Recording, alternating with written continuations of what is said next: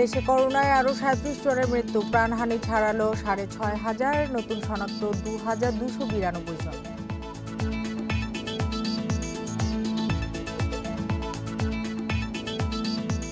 করোনার দ্বিতীয় ঢেউয়ে অর্থনীতি ফের থেমে যাওয়ার শঙ্কা বাণিজ্য মন্ত্রীর, নতুন প্রণোদনা ঘোষণার তাগিদ বিশ্লেষকদের।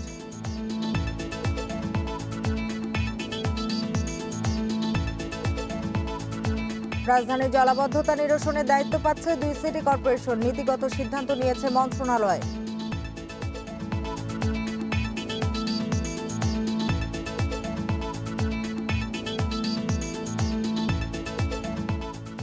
কাসা রোসাদায় ফুটবল জাদুকর মারাদোনাকে শেষ শ্রদ্ধায় লাখো ভক্ত, আর্জেন্টিনায় ৩ দিনের শোক, সামিল পুরো বিশ্ব।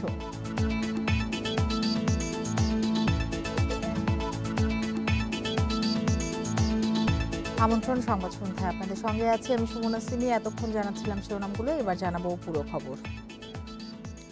দেশে করোনায় আরও ৩৭ জনের মৃত্যু হয়েছে, এর মধ্যে পুরুষ ২৫ এবং নারী ১২ জন।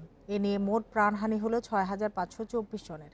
১১৮টি ল্যাবে ২৪ ঘন্টায় ১৭,০৫২ নমুনা পরীক্ষায় করোনা শনাক্ত হয়েছে ২,২৯২ জনের। পরীক্ষা বিবেচনায় শনাক্তের হার ১৩.৪৪%।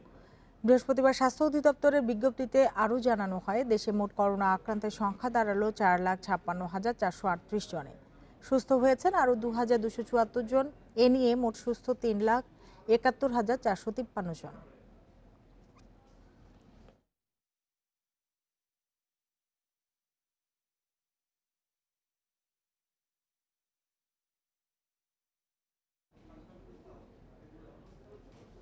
আবার বিশ্বে একদিনে করোনায় সর্বোচ্চ প্রাণহানির রেকর্ড, মারা গেছে প্রায় ১২,০০০ মানুষ। এ নিয়ে মোট মৃত ১৪,২৬,০০০ ছাড়ালো। নতুন আরও ৫,৮৫,০০০ নতুন করোনা রোগী শনাক্ত, বিশ্বে মোট আক্রান্ত ৬,৬০,০০,০০০ ছাড়ালো। যুক্তরাষ্ট্রের সব রাজ্যে বাড়ছে করোনা ভাইরাসের বিস্তার। যুক্তরাষ্ট্রে একদিনে ২,২০০ প্রাণহানি হয়েছে। নতুন করে শনাক্ত হয়েছে ১,৭২,০০০ রোগী। ক্যালিফোর্নিয়ায় দৈনিক শনাক্তের সর্বোচ্চ রেকর্ড হয়েছে। আগামী ২ সপ্তাহের মধ্যে হাসপাতালে শয্যা সংকট দেখা দেবে বলে শঙ্কা জানিয়েছে লস অ্যাঞ্জেলেস কর্তৃপক্ষ। জার্মানিতে মঙ্গলবার ৪১৬ জনের মৃত্যু হয়েছে। নতুন করে ভাইরাস শনাক্ত হয়েছে ২১,০০০-এর দেহে। বিস্তার রুখতে লকডাউনের মেয়াদ ডিসেম্বরের ২০ তারিখ পর্যন্ত বাড়িয়েছে জার্মান সরকার। ইতালিতে একদিনে ৭২২ জনের মৃত্যু হয়েছে। নতুন করে ভাইরাস মিলেছে ২৬,০০০-এর দেহে। পোল্যান্ডে বিধিনিষেধ আরোপের পরও ক্রমেই বাড়ছে করোনার বিস্তার। একদিনে দেশটিতে ৪১৬ জনের মৃত্যু ও ২০,০০০ নতুন রোগী মিলেছে। এছাড়াও ফ্রান্সে ১৬,০০০, যুক্তরাজ্যে ১৮,০০০ নতুন আক্রান্ত মিলেছে। স্পেনে মিলেছে ৮,০০০ রোগী। বিস্তার রুখতে বড়দিনের পারিবারিক অনুষ্ঠানে ৬ জনের বেশি জনসমাগমে নিষেধাজ্ঞা দেওয়া হয়েছে। ক্রোয়েশিয়ায় গত ২৪ ঘন্টায় রেকর্ড সংখ্যক রোগী পাওয়া গেছে। দেশটির হাসপাতালগুলোতে রোগীর উপচে পড়া ভিড় সামাল দিতে অস্থায়ী তাঁবুতে চিকিৎসা দেওয়া হচ্ছে। এছাড়াও রাশিয়ায় ২৩,০০০ এবং সার্বিয়াতে পাওয়া গেছে ৭,৫০০ রোগী। বেলজিয়ামে করোনার বিস্তার রুখতে র্যাপিড টেস্টিং শুরুর ঘোষণা দিয়েছে সরকার। রোমানিয়ায় পাওয়া গেছে ১০,০০০ রোগী। ইরানে মঙ্গলবার ১৩,০০০ রোগী শনাক্ত হয়েছে। সাউথ আফ্রিকায় করোনায় মৃতদের স্মরণে সব সরকারি অফিসে নভেম্বরের ২৯ তারিখ পর্যন্ত জাতীয় পতাকা অর্ধনমিত থাকবে। এদিকে চীনে করোনার ফের সংক্রমণ রুখতে হিমায়িত খাদ্য জীবাণুমুক্তকরণে জোর দেওয়া হচ্ছে। ভারতে গত ২৪ ঘন্টায় ৫০০ প্রাণহানি এবং আরও ৪৪,০০০ রোগী শনাক্ত হয়েছে। Lutfa Fauzia, independent news. ঘুরে দাঁড়ানো অর্থনীতি করোনার দ্বিতীয় ঢেউয়ের ধাক্কায় আবার থেমে যেতে পারে বলে শঙ্কা বাণিজ্যমন্ত্রী টিপু মুনশির। এজন্য নীতি নির্ধারণে আরও সতর্ক হওয়ার পরামর্শ তার। তবে বিশ্লেষকেরা বলছেন, করোনার দ্বিতীয় ঢেউ মোকাবিলায় নতুন করে প্রণোদনা ঘোষণা করতে হবে, আর তা বাস্তবায়নে প্রথম দফার অভিজ্ঞতা কাজে লাগাতে হবে। রাজধানীর ওসমানী মিলনায়তনে আজ অর্থ মন্ত্রণালয়ে আয়োজিত এক সংলাপে উঠে আসে এসব কথা। করোনায় ক্ষতিগ্রস্ত অর্থনীতি পুনরুদ্ধার ও জীবন জীবিকা রক্ষায় প্রায় ১.৫ লাখ কোটি টাকা প্রণোদনার ২১টি প্যাকেজ বাস্তবায়ন করছে সরকার, যার আওতায় দেয়া হচ্ছে স্বল্প সুদে দীর্ঘমেয়াদী ঋণ, নগদ অর্থ ও খাদ্য সহায়তা। রপ্তানি, রেমিট্যান্স, রাজস্ব আয় সহ বেশ কিছু সূচক বিশ্লেষণ করে সরকার বলছে ঘুরে দাঁড়িয়েছে অর্থনীতি। এজন্য সরকারের নেওয়া উদ্যোগের প্রশংসা করছেন ব্যবসায়ী ও বিশ্লেষকেরা।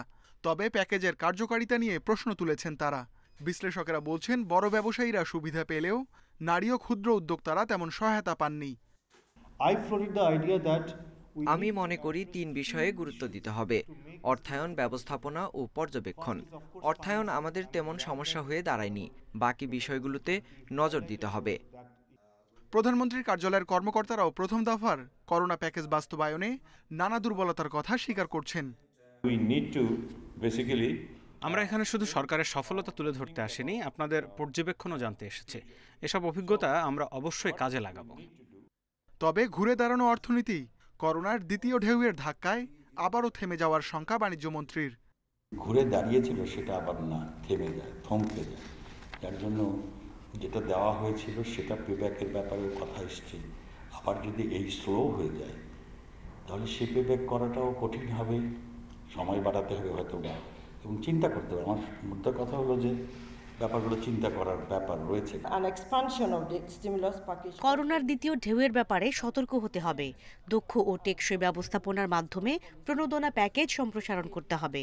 সরকারের বোঝাও কমিয়ে আনতে হবে। করোনার আর্থিক ক্ষতি মোকাবিলায় এগিয়ে এসেছে জাপান, বিশ্বব্যাংক সহ দাতা সংস্থাগুলো। বৈঠকে তাদের প্রতিনিধিরা জানান এই সহযোগিতা অব্যাহত থাকবে। Ruhul Amin, independent news, Dhaka. কোন দল ও কি পরিচয় না দেখে ধর্ষক, নারী নির্যাতনকারী, কিশোর গ্যাং ও মাদকের বিরুদ্ধে ব্যবস্থা নিতে হবে। বিসিএস আইন ও প্রশাসন প্রশিক্ষণ কোর্সের সমাপনী অনুষ্ঠানে প্রশাসনের নবীন কর্মকর্তাদের এ নির্দেশ দেন প্রধানমন্ত্রী শেখ হাসিনা। কর্মক্ষেত্রে কাউকে অবহেলা না করে মানুষকে সম্মানের সঙ্গে সেবা দেওয়ারও নির্দেশ দেন প্রধানমন্ত্রী। শাহবাগে বাংলাদেশ সিভিল সার্ভিস প্রশাসন একাডেমিতে ৩টি ব্যাচের আইন ও প্রশাসন কোর্সের সনদ বিতরণী অনুষ্ঠানে গণভবন থেকে ভার্চুয়ালি যুক্ত হন প্রধানমন্ত্রী শেখ হাসিনা। ৫ মাস প্রশিক্ষণ নেয়া ১১৬ নবীন ক্যাডারের মধ্যে শীর্ষ ৩ জনকে প্রধানমন্ত্রীর পক্ষে রেক্টরস অ্যাওয়ার্ড তুলে দেন জনপ্রশাসন প্রতিমন্ত্রী ফরহাদ হোসেন। নবীন কর্মকর্তাদের উদ্দেশ্যে প্রধানমন্ত্রী বলেন, প্রশিক্ষণে অর্জিত জ্ঞান দেশ ও জাতির কল্যাণে কাজে লাগাতে হবে। দেশপ্রেমে উদ্বুদ্ধ হয়ে দেশের মানুষকে ভালোবেসে তাদের জন্য কাজ করবেন, এই মনোভাব নিয়েই আপনারা আপনাদের কর্মক্ষেত্রে দায়িত্ব পালন করে সাফল্য অর্জন করুন। অপরাধী যে দলেরই হোক তাদের আইনের আওতায় এনে ন্যায় বিচার নিশ্চিত করার নির্দেশ দেন প্রধানমন্ত্রী শেখ হাসিনা। ধর্ষণ, তারপরে নারী নির্যাতন, কিশোর গ্যাং সৃষ্টি হলো, মাদক, সন্ত্রাস, জঙ্গিবাদ, দুর্নীতি, এর বিরুদ্ধে আপনাদের যথাযথ ব্যবস্থা নিতে হবে। সেখানে কারো মুখ চেয়ে না, যারাই অপরাধীকে অপরাধী হিসেবেই দেখবেন। সরকার প্রধান জানান, দেশ ডিজিটাল হওয়ায় করোনা পরিস্থিতিতেও দেশের অর্থনৈতিক অগ্রযাত্রা অব্যাহত আছে।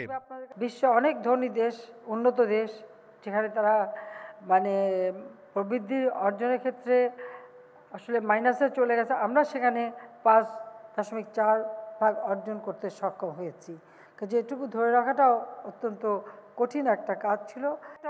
করোনার দ্বিতীয় ঢেউ মোকাবিলার প্রস্তুতি হিসেবে সরকারি কর্মকর্তা সহ সবাইকে কঠোরভাবে স্বাস্থ্যবিধি মানার নির্দেশ দেন প্রধানমন্ত্রী শেখ হাসিনা। আমাদেরকে খুব সাবধানে চলতে হবে। অনিমেষ কর, ইন্ডিপেন্ডেন্ট নিউজ, ঢাকা। আওয়ামী লীগের অভ্যন্তরীণ গণতন্ত্র চর্চার পাশাপাশি দলীয় প্রধান শেখ হাসিনার নেতৃত্বে দুষ্টের দমন ও শিষ্টের পালন নীতি অনুসরণ করা হয় বলে জানিয়েছেন দলটির সাধারণ সম্পাদক ওবায়দুল কাদের। সকালে রাজধানীর সরকারি বাসভবনে ব্রিফিংয়ে তিনি একথা বলেন। কাদের বলেন, আওয়ামী লীগ একটি সুশৃঙ্খল রাজনৈতিক দল। শেখ হাসিনা স্বপ্রণোদিত হয়ে যে শুদ্ধি অভিযান শুরু করেছিলেন তা এখনো চলমান রয়েছে, ভবিষ্যতেও অব্যাহত থাকবে। কোনো অনিয়ম, দুর্নীতির অভিযোগের প্রমাণ পেলেই সাংগঠনিক ব্যবস্থা নেওয়া হচ্ছে। রাজনৈতিক পরিচয়ে অপরাধ করার কোনো সুযোগ আওয়ামী লীগে নেই। তিনি বলেন, শেখ হাসিনার কাছে সবার কর্মকাণ্ডের রিপোর্ট রয়েছে। যারা বিভিন্ন পর্যায়ে জনপ্রতিনিধি থাকার পাশাপাশি দলীয় দায়িত্ব পালন করছেন তাদের কার্যক্রম গুরুত্ব দিয়ে দেখা হচ্ছে।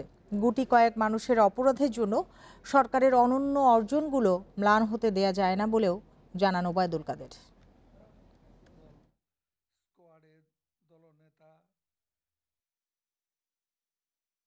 রাজনৈতিক পরিচয়ে অপরাধ করার কোনো সুযোগ আওয়ামী লীগের নেই। দল কখনো কোনো অপরাধীকে রক্ষা করার ঢাল হবে না। শেখ হাসিনার কাছে অপরাধীর পরিচয় অপরাধী। যেসব অনলাইনের খবর ব্যক্তি স্বার্থে ব্যবহৃত হয়, সমাজে অস্থিরতা তৈরি করে, তাদের বিরুদ্ধে ব্যবস্থা নেওয়া হবে। বৃহস্পতিবার ঢাকা রিপোর্টার্স ইউনিটির এক আলোচনায় কথা বলেন তথ্যমন্ত্রী ডক্টর হাসান মাহমুদ। ঢাকা রিপোর্টার্স ইউনিটির রিপোর্টার্স ভয়েস অনলাইনের উদ্বোধন করে তথ্যমন্ত্রী ডক্টর হাসান মাহমুদ বলেন, সাংবাদিকরা জাতির বিবেক, কিন্তু কিছু নামধারী সাংবাদিকের জন্য সাংবাদিকতার সুনাম নষ্ট হচ্ছে। মন্দ কাজের সমালোচনার পাশাপাশি সরকারের ভালো কাজের প্রশংসা করার পরামর্শ দেন তিনি। তথ্যমন্ত্রী বলেন, অনলাইন নিউজ পোর্টাল নিবন্ধনের কাজ হচ্ছে। ইতিমধ্যে অনেকগুলো অনলাইন নিউজ পোর্টালকে নিবন্ধন দেওয়া হয়েছে, বাকিগুলোকেও সহসা দেওয়া হবে। তবে কয়েক হাজার অনলাইন আবেদন করায় নিবন্ধন প্রক্রিয়ায় কয়েক মাস লেগে যেতে পারে। পরে তিনি ঢাকা রিপোর্টার্স ইউনিটির সদস্য লেখকদের হাতে পুরস্কার তুলে দেন। যে সমস্ত অনলাইন বস্তুনিষ্ঠ সংবাদ পরিবেশনের পরিবর্তে ব্যক্তি স্বার্থে ব্যবহৃত হয়, যে সমস্ত অনলাইন গুজবের সাথে যুক্ত, যে সমস্ত অনলাইন সমাজে মাঝে মধ্যে অস্থিরতা তৈরি করে, সেগুলোর ব্যাপারে আমরা আইনগত ব্যবস্থা আগামী বছর থেকে নেওয়া শুরু করব।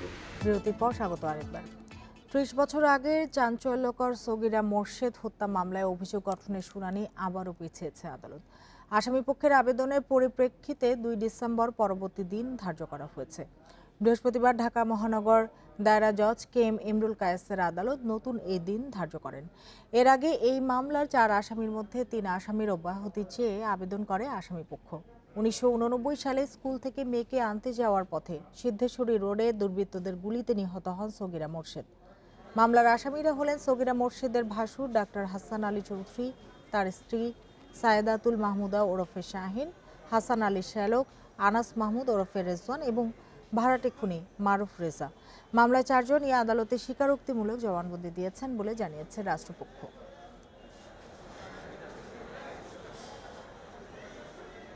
by the then learned trial court and by the investigating agency যে প্রক্রিয়াগুলো অনুসরণ করা হয়েছে, that is not in accordance with law. সুতরাং এই মামলায় এই আসামিদের বিরুদ্ধে সাফিসিয়েন্ট গ্রাউন্ড ফর প্রসিডিং না থাকায় আসামিরা অব্যাহতি পাওয়ার যোগ্য। যেহেতু তারা 164 স্বীকার করে অনুতপ্ত হয়েছে এবং বলছে যে আমরা অনুতপ্ত, সেখানে এই ডিসচার্জের কোনো কারণই থাকতে পারে না। একজন যদি স্বেচ্ছায় স্বীকারোক্তিমূলক জন্মদিন দেয়, সেখানে তো এই প্রশ্ন আসেই না। তারপরেও ওনারা আসলে এটাকে কালক্ষেপণ করানোর জন্য, বিচারকে আরও কালক্ষেপণ করানোর জন্য আজকে এই শুনানিটা করেছে। দুর্নীতির অভিযোগে নৌ পরিবহন অধিদপ্তরের বরখাস্তকৃত প্রধান প্রকৌশলী SM নাজমুল হককে জিজ্ঞাসাবাদ করেছে দুর্নীতি দমন কমিশন দুদক।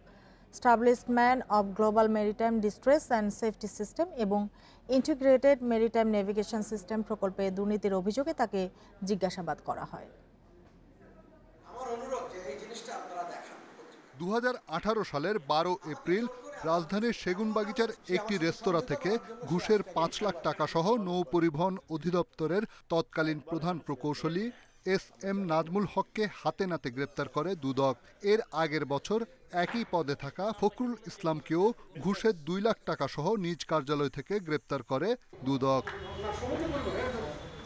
জামিনে বেরিয়ে এসে Nazmul Haque establishment of global maritime distress and safety system এবং ইন্টিগ্রেটেড ম্যারিটাইম নেভিগেশন সিস্টেম প্রকল্পের পরিচালক হিসেবে যোগ দেন। এই প্রকল্পের কেনাকাটায় অনিয়ম ও দুর্নীতির অভিযোগ ওঠে, যার সঙ্গে সরাসরি সংশ্লিষ্টতার অভিযোগ ওঠে নাজমুল হকের বিরুদ্ধে। অভিযোগ অনুসন্ধানে তাকে জিজ্ঞাসাবাদের জন্য তলব করেন দুদকের উপপরিচালক মোহাম্মদ সালাউদ্দিন। আজকে তাকে অন্য একটি অভিযোগের অনুসন্ধানের স্বার্থে জিজ্ঞাসাবাদ করা হয়েছে এবং সেখানে তার বিরুদ্ধে যদি অভিযোগ প্রমাণিত হয়, আইন অনুযায়ী ব্যবস্থা নেওয়া হয়। ঘুষের টাকা সহ একবার ধরা পড়া নাজমুল হকের বিরুদ্ধে আবারও দুর্নীতিতে সম্পৃক্ততার অভিযোগ ওঠার কারণ খতিয়ে দেখবে বলে জানায় দুদক। দেখেছেন একই ব্যক্তির বিরুদ্ধে বিভিন্ন ঘটনা, বিভিন্ন অভিযোগ আছে, কিন্তু বিভিন্ন অনুসন্ধান আছে। এখানেও দেখবেন এই 3টে মামলার মধ্যে হয়তো একই ব্যক্তির 2 জায়গায় নাম আছে। এদিকে সোনা চোরা কারবারি গোল্ডেন মনির ও তার স্ত্রী রওশন আক্তারের সম্পদের হিসেব চেয়ে নোটিশ পাঠিয়েছে দুদক। প্রদানের সময় ঋণ প্রদানের রিশাদ হুদা, ইন্ডিপেন্ডেন্ট নিউজ, ঢাকা। রাজধানীর মিরপুরের দারুস-সালাম এলাকা থেকে ১৯ কেজি গাঁজা সহ আটক হয়েছেন মা ও ছেলে। মুদি দোকানের আড়ালে তারা মাদকের ব্যবসা করতেন বলে দাবি পুলিশের। পুলিশ বলছে সাবিকুন নাহার হাওয়া ও তার ছেলে শাওন রাজধানীর বিভিন্ন জায়গায় গাঁজা সরবরাহ করতেন কয়েক বছর ধরে। মঙ্গলবার মিরপুরে সনি সিনেমা হলের সামনে থেকে একটি পিকআপ আটক করা হয়। সেই পিকআপ থেকে গাঁজা সহ চালককে আটক করে পুলিশ। চালকের দেয়া তথ্যে হাওয়া ও তার ছেলেকে বুধবার দারুস-সালাম এলাকা থেকে আটক করা হয়। পুলিশ জানায় সাবিকুন নাহার হাওয়া এর আগে 2018 সালে যাত্রাবাড়ি থানায় আটক হলেও পরে ছাড়া পান। তার বিরুদ্ধে 4টি মামলা রয়েছে।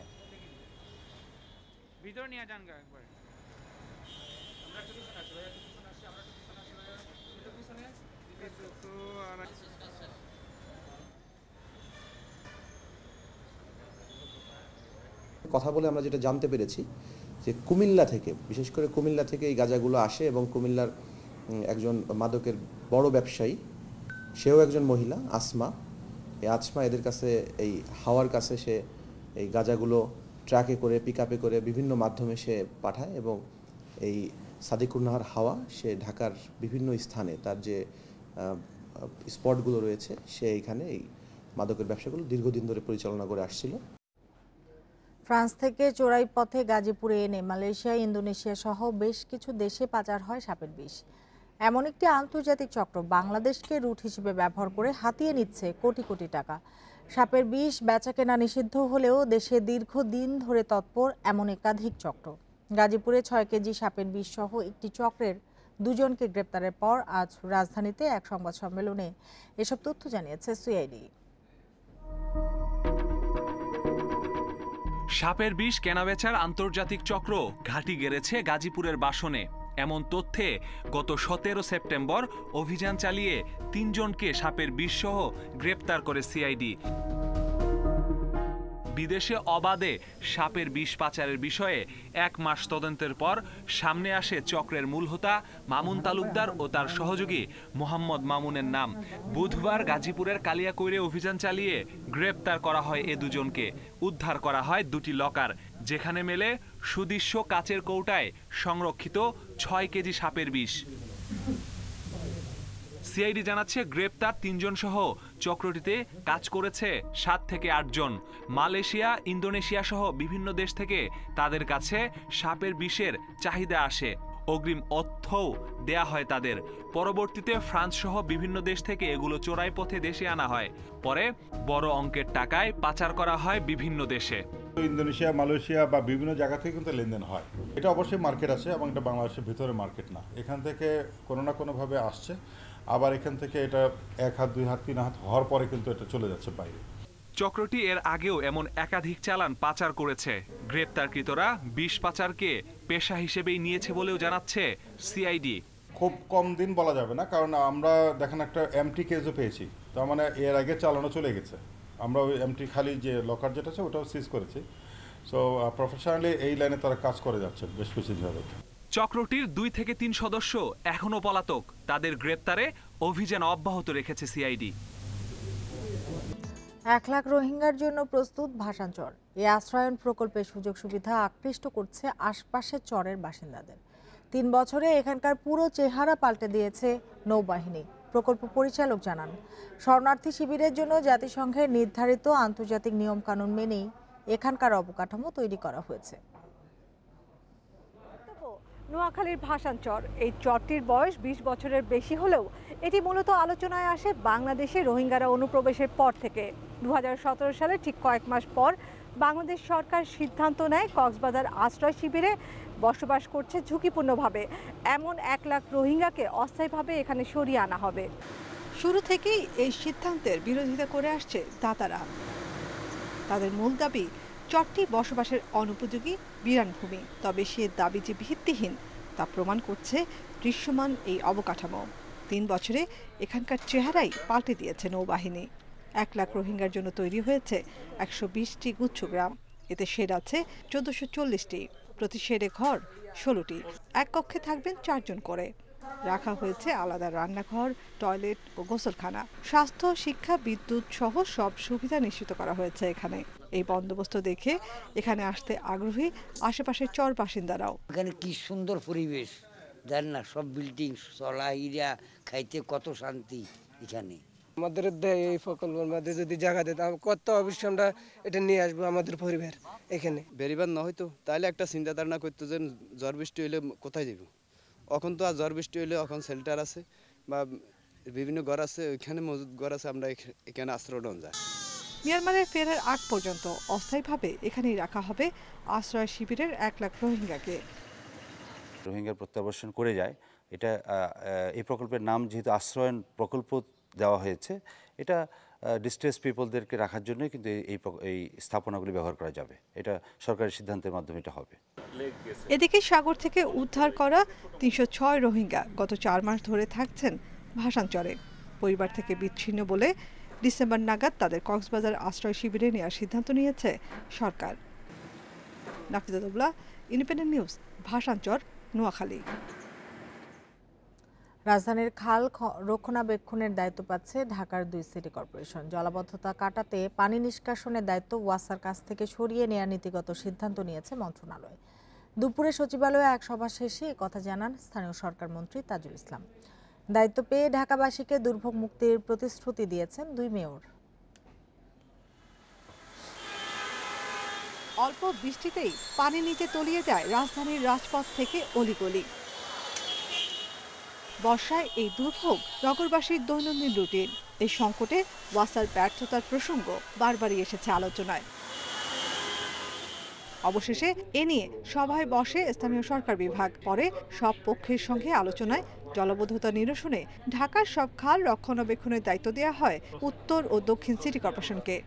আমি ব্যক্তিগতভাবে এই কাজটা ওয়াসায় করুক, আমি মনে করি এটা আমার কাছে এটাকে আমি খুব রিকমেন্ড করি না। ড্রেনেজ ব্যবস্থাপনা আসলে আমাদের সিটি কর্পোরেশনগুলো চাচ্ছেন যে ওনারা করবেন, তো এবং ওনারা ভালো করতে পারবেন। তো আমি মনে করি যে ওয়াসার থেকে ওনারা ভালো করতে পারারই কথা। স্থানীয় সরকার মন্ত্রণালয়ের এই সিদ্ধান্তকে স্বাগত জানিয়েছেন 2 মেয়র। খাল পুনরুদ্ধার সহ এর নাব্যতা নিশ্চিত করে দুপারে সাইকেল লেন, ওয়াকওয়ে ও সবুজ বেষ্টনী করার পরিকল্পনার কথা জানান তারা। 2 জন নেতা নির্বাচিত করেছে, সেই ম্যান্ডেটের কারণে আমরা এই সাহস করেছি যে ঢাকাবাসীকে এই সমস্যা থেকে আমরা সমাধান দিব। যে জলাবদ্ধতা, সেই জলাবদ্ধতাকে নিরসন করার জন্য আজকে মাননীয় মন্ত্রীর নেতৃত্বে আমরা যে মিটিং করলাম, সিটির 2 মেয়র আমরা একমত পোষণ করেছি। এর প্রতিক্রিয়ায় ওয়াসার এমডি বলেন, এই দায়িত্ব থেকে অব্যাহতি কোনো ব্যর্থতা নয়। প্রশ্নই আসে না, যেই কাজ আমাদের না সেই কাজটা আমরা করেছি। ধন্যবাদ দেন যে আমরা করেছি এটা, কারণ কাজটা ঢাকা ওয়াসার ছিল না। সভায় এই কাজে সিটি কর্পোরেশনের সক্ষমতা যাচাইয়ে মন্ত্রণালয়ের এক অতিরিক্ত সচিবের নেতৃত্বে গঠন করা হয়েছে 8 সদস্যের টেকনিক্যাল কমিটি। তাদের প্রতিবেদন দিতে বলা হয়েছে 1 মাসের মধ্যে। এরপরই হস্তান্তর প্রক্রিয়া যাবে স্থানীয় সরকার মন্ত্রণালয়। নাফিজাতুল্লাহ, ইন্ডিপেন্ডেন্ট নিউজ, ঢাকা। অনলাইনে বিক্রির বিভিন্ন কন্টেস্টে বিজয়ীদের পুরস্কৃত করল অনলাইন মার্কেটপ্লেস দারাজ বাংলাদেশ। বৃহস্পতিবার রাজধানীর বঙ্গবন্ধু আন্তর্জাতিক সম্মেলন কেন্দ্রে এক অনুষ্ঠানে তাদের পুরস্কৃত করা হয়। অনুষ্ঠানে জানানো হয় 11 নভেম্বর অনুষ্ঠিত হয় বৃহত্তম অনলাইন মেলা 11/11। সফলভাবে শেষ হওয়া ক্যাম্পেইনে অংশ নেন অসংখ্য ক্রেতা। 11/11 ক্যাম্পেইনের সবচেয়ে বড় আকর্ষণ 1 টাকা গেমের প্রথম 3 জন বিজয়ী পেয়েছেন গাড়ি ও মোটর বাইক সহ মূল্যবান পুরস্কার। এছাড়া বিভিন্ন সেগমেন্টে বিজয়ী মোট 63 জনকে পুরস্কার দেওয়া হয়।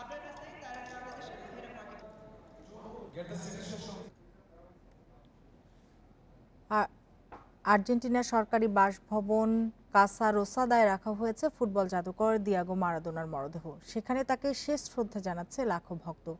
উন্মাদনার নায়ককে শেষ বিদায় জানাতে ভক্তদের উপচে পড়া ভিড় কাসা রোসাদার বাইরে। বিশৃঙ্খল জনতাকে সামলাতে বেগ পেতে হচ্ছে পুলিশকে। এরই মধ্যে পুলিশের সঙ্গে সংঘর্ষেও জড়িয়ে পড়েন মারাদোনা ভক্তরা। এদিকে বুয়েন্স আইরেসে মারাদোনার নিজ শহর ভিলা ফিওরিতোতেও ফুটবল ঈশ্বরকে শেষ শ্রদ্ধা জানাতে জমায়েত হয়েছে লাখো সমর্থক। ফিওরিতোবাসী নিজেদের ঘরের ছেলেকে শেষবারের মতো বরণ করে নিতে প্রস্তুত হয়ে আছে। হার্ট অ্যাটাকে গতকাল ফুটবল কিংবদন্তি মারাদোনার আকস্মিক মৃত্যু হয়। দীর্ঘদিন ধরে অসুস্থ ছিলেন তিনি, ছিল মাদকাসক্তির সমস্যাও। মস্তিষ্কে অস্ত্রোপচারের 2 সপ্তাহ পরেই শেষ নিঃশ্বাস ত্যাগ করলেন আর্জেন্টাইন গ্রেট। মহাতারকার মৃত্যুতে 3 দিনের শোক ঘোষণা করে আর্জেন্টিনা সরকার। আর্জেন্টিনা সকার অ্যাসোসিয়েশনও শোক পালন করছে। ক্রীড়াঙ্গনের বাইরেও পুরো বিশ্ব এই শোকে শামিল।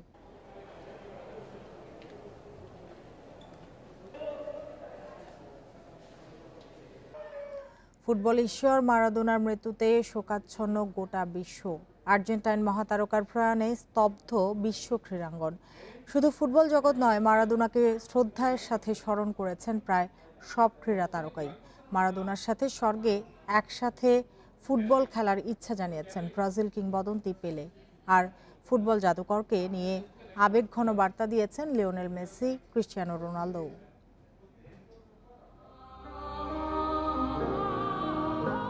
অবিশ্বাস্য, অকল্পনীয় এ এক অমোঘ সত্য। কোটি ফুটবল ভক্তকে কাঁদিয়ে না ফেরার দেশে দিয়েগো আর্মান্দো মারাদোনা কদিন আগেই 60তম জন্মদিন উদযাপন করেছিলেন। অসুস্থতা কাটিয়ে হাসপাতাল থেকে ফিরেছিলেন সুস্থ হয়ে। তবে সেই ফেরাটা দীর্ঘ হলো না ফুটবল ঈশ্বরের। সর্বকালের সেরা ফুটবলারের খেতাব নিয়ে মারাদোনার সাথে যার নাম নিয়ে আজীবন বিতর্ক করেছেন ভক্তরা, সেই পেলে কোনোভাবেই মেনে নিতে পারছেন না আর্জেন্টাইন বিস্ময়ের মৃত্যু। আবেগ আপ্লুত প্রতিক্রিয়ায় ব্রাজিল কিংবদন্তি বলছেন প্রিয় বন্ধুকে হারালেন তিনি। স্বর্গে গিয়ে আবারও দুজনে ফুটবল খেলার ইচ্ছার কথাও জানিয়েছেন পেলে। ফুটবল বিস্ময়ের বিদায়ে ব্যথিত বর্তমানকালের ফুটবল তারকারা। রোনালদো, রোনালদিনিওদের ভিডিও বার্তায় ফুটে উঠেছে আবেগ, ভালোবাসা। কালের 2 সেরা তারকা Lionel Messi, Cristiano Ronaldo football কিংবদন্তির মৃত্যুতে ব্যথিত। মেসির চোখে মারাদোনা চিরন্তন, তার মৃত্যু নেই। আর রোনালদো মনে করেন মারাদোনাকে ভোলা যাবে না। যে ক্লাবে খেলে নিজেকে অনন্য এক উচ্চতায় নিয়ে গেছেন মারাদোনা, সেই নাপোলিতে আজ শোকের ছায়া নেমে এসেছে। আর কিংবদন্তির আরেক সাবেক ক্লাব বার্সেলোনা এক বার্তায় জানিয়েছে শান্তিতে ঘুমান দিয়েগো। শুধু ফুটবল জগৎ নয়, মারাদোনার মৃত্যুতে শোকাচ্ছন্ন অন্যান্য ক্রীড়া তারকারাও। সচিন টেন্ডুলকার, সৌরভ গাঙ্গুলি, মাশরাফি, সাকিব, সাব্বির, তাসকিন সবার চোখেই অশ্রু। 60 বছরের এই জীবনে মারাদোনা শুধু দেহই ত্যাগ করলেন, কিন্তু তার অমরত্ব তো নিশ্চিত হয়েছে অনেক আগেই। ওপারে ভালো থাকবেন ফুটবল ঈশ্বর। Mohammad Nazim, independent news. বঙ্গবন্ধু টি-20 কাপে টানা দ্বিতীয় জয় পেয়েছে মিনিস্টার গ্রুপ রাজশাহী। বোলারদের নিয়ন্ত্রিত বোলিংয়ের পর অধিনায়ক শান্তর 50-তে উড়ে গেছে সাকিব মাহমুদুল্লাহদের তারকাখচিত দল জেমকন খুলনা। খুলনার দেয়া 147 রানের মাঝারি টার্গেট 16 বল আগে ছুঁয়ে ফেলে রাজশাহী। দ্বিতীয় ম্যাচে এসে ব্যাটিং বোলিংয়ে খারাপ দিন গেছে সাকিবের। মারাদোনা শুধু ফুটবলে নয়, বিশ্ব ক্রীড়াঙ্গনে বড় নাম। মহানায়কের বিদায়ে থমকে গেছে ফুটবল বিশ্ব, স্তম্ভিত হয়ে গেছে গোটা দুনিয়া। তাকে হারানোর শোকে কাতর বাংলাদেশও। ক্রিকেট মাঠেও তাকে স্মরণ করা হলো। প্রথম ম্যাচ শেষে টি-20 কাপের 4 দল এক হয়ে পালন করেছে 1 মিনিটের নীরবতা। ম্যাচের প্রথম 3 বলে আগুন ঝরালেন এবাদত। গতি বাউন্সে একের পর এক পরাস্ত বিজয়। 4 নম্বর বলে অবশ্য দারুণ 4 হাঁকান। বোঝাই যাচ্ছিল ম্যাচে বোলারদের রাজত্ব চলবে। যেখানে শেষ করেছিলেন সেখান থেকেই শুরু করেন মেহেদী হাসান। শূন্যতে ফেরান ইমরুলকে। প্রথম ম্যাচে ব্যর্থ হয়েছেন ব্যাট হাতে। জড়তা কাটিয়ে কতটা সাবলীল হয়েছেন সাকিব দেখার অপেক্ষা ছিল। স্পিনের চেয়ে পেইসে বেশি স্বাচ্ছন্দ্য বোধ করেছেন। মুকিদুল মুগ্ধর বলে চড়াও হয়ে 3 বলে বাউন্ডারি ছাড়া করেন 2 বার। পরের বলে অবশ্য লোভ সামলাতে পারেননি টেম্পারমেন্ট দেখাতে। ফলাফল ক্যাচ দিয়ে ফিরেছেন 12 করে। দ্রুত রান তোলার তাড়নায় 26 করে বিজয় হন রান আউট। মাহমুদুল্লাহ জহুরুল দ্রুত ফিরলে 51 রানে 5 উইকেট হারিয়ে লজ্জায় পড়ার শঙ্কা তৈরি হয়। প্রথম ম্যাচের মহানায়ক আরিফুলের দিকে তাকিয়ে তখন খুলনা হতাশ করেননি। 3-6-2-4-এ 31 বলে করেন 41 রান। তার সাথে যুব বিশ্বকাপ তারকা শামীম করেন 34 রান। তাতে 146 রানের মাঝারি সংগ্রহ পায় খুলনা। জবাব দিতে নেমে ভয়ডরহীন ব্যাটিং করেন শান্ত। আনিসুল ইসলামকে দ্রুত ফিরিয়েও লাভ হয়নি। শান্ত রনির অনবদ্য জুটিতে জয়ের পথে থাকে রাজশাহী। 26 করে ফেরেন রনি। শান্ত মনোযোগ হারাননি, তুলে নিয়েছেন 50।